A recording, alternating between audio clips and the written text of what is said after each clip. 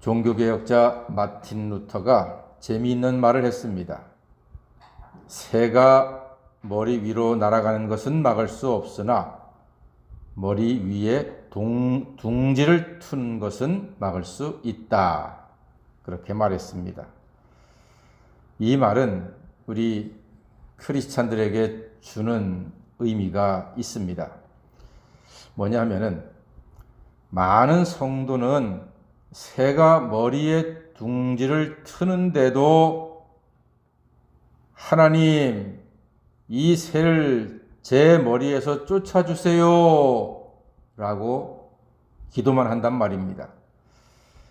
그럼 하나님께서는 야, 너는 손이 없냐 발이 없냐, 네가 치워라, 이렇게 말씀하실 겁니다. 우리는 하나님이 창조하신 아름다운 세상에서 살고 있습니다.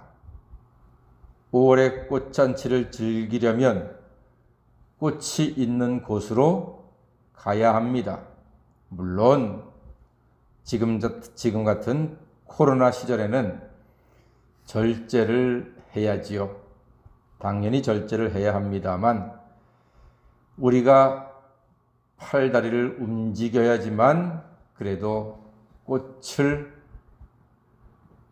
누릴 수가 있다는 겁니다. 아침 저녁으로 아카시아의 달콤한 향기를 맛보려면 산책을 가거나 적어도 창문을 여는 수고는 해야 합니다. 이 정도의 수고도 안 하고 꽃향기를 기대하는 사람은 완전 도둑놈 심보입니다. 하나님께서 이스라엘 백성들을 광야에서 아침마다 온 지면에 만나를 내려주셨습니다.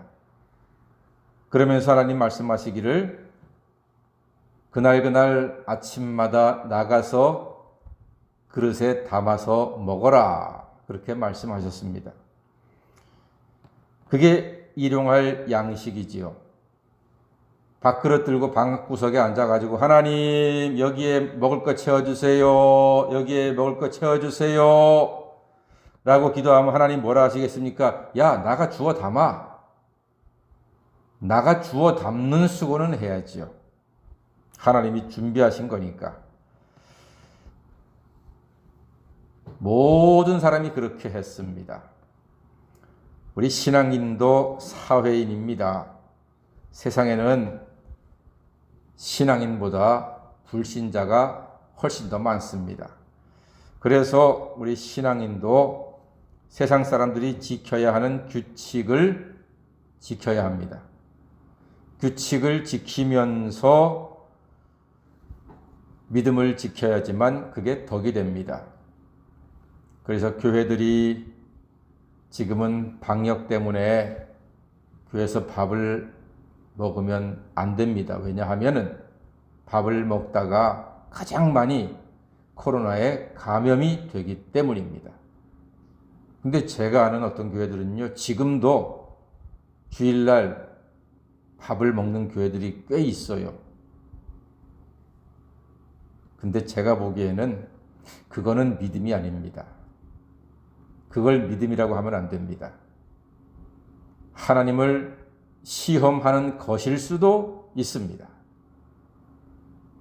지금은 온 국민들이 방역에 힘을 쓰고 있기 때문에 교회도 조금은 아쉽지만 당분간은 주일날에는 점심을 먹지 않고 헤어지면서 다음을 기약하는 것이 그게 맞습니다. 우리가 하나님을 믿는데 감히 코로나 따위가 우리의 예배를 방해해? 그러다가 확진돼 가지고서 온 세상이 교회를 향해서 손가락질하고 비난하지 않습니까? 그것은 믿음이 아닙니다. 하나님을 시험해서는 안 됩니다. 자, 오늘 이제 그 중에 한 가지를 이제 말씀을 드리면은, 소를 키우면서 소가 짐승이니까 사람이 아니니까 사고를 일으킬 수가 있습니다. 물론 사람도 짐승보다 더 큰 사고를 일으키기도 합니다만, 자, 오늘은 짐승 얘기입니다. 자, 키우는 소가 사고를 일으켰다. 율법에는 사람을 죽인 소는 죽이고 고기는 먹으라? 사람을 죽인 소는 고기도 먹지 말라고 했습니다. 그리고 소의 임자도 벌을 받습니다. 자, 그런데 문제는 29절에 문제가 있어요. 자, 출애굽기 21장 29절 한번 읽어볼까요? 시작. 소가 본래 받는 버릇이 있고 그 임자는 그로 말미암아 경고를 받았으되 단속하지 아니하여 남녀를 막론하고 받아 죽이면 그 소는 돌로 쳐 죽이고 임자도 죽일 것이요 그랬습니다. 아하, 경고를 받았는데도 단속하지 않았다 이겁니다. 즉 얼마든지 그 소가 사람을 들이받아 죽이는 것을 막을 수가 있었다는 말이지요. 이 말은 아까 루터의 말과 연결하면 얼마든지 새가 머리에 둥지를 트는 것을 막을 수 있다는 말입니다. 또 36절에도 같은 말이죠. 36절 보니까 그 소가 본래 받는 버릇이 있는 줄을 알고도 그 임자가 단속하지 아니하였으면 그는 서로 소를 갚을 것이요 죽은 것은 그가 차지한다. 이렇게 말씀합니다. 소가 받는 버릇이 있었음에도 단속하지 아니하였으면 주인이 책임을 지라는 것입니다. 이것은 신앙생활의 중요한 의미를 우리에게 가르쳐 주는 것입니다. 여러분, 고속도로에서 우리가 안전을 위해서 기도만 합니까?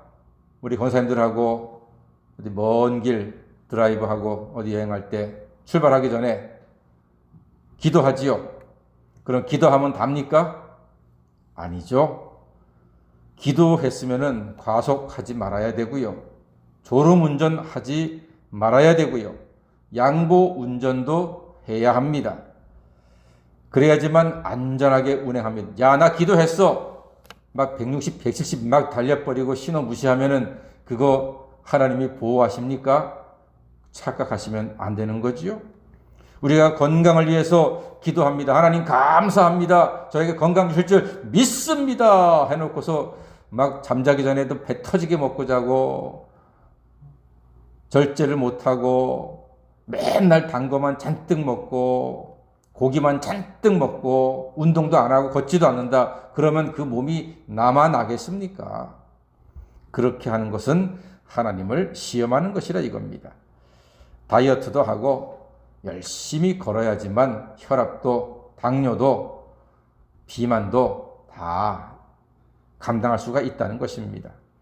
나는 안 하고 기도만 한다. 이것은 하나님을 시험하는 겁니다. 매일 기도만 하면 소는 누가 키우고 농사는 누가 짓습니까? 주 너의 하나님을 시험하지 말라 했습니다. 여러분, 교통경찰만 우리를 단속하는 게 아닙니다. 경찰관의 단속만 겁내서는 안 됩니다. 우리가 우리의 혀를 단속하셔야 합니다. 우리가 우리의 손을 단속하셔야 합니다. 우리가 우리의 발을 단속하셔야 합니다.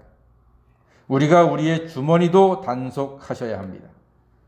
하나님이 주신 계명은 우리를 단속하여 온전한 구원에 이르게 하려는 하나님의 뜻이 담겨져 있습니다. 주의 성령께서 우리를 단속하시고 하나님 주시는 말씀이 우리를 단속함으로 온전한 하나님의 사랑 안에서 평안하고 형통한 삶을 살아가시는 하나님의 자녀가 다 되시기를 주님의 이름으로 간절히 축원합니다. 아멘. 기도하겠습니다.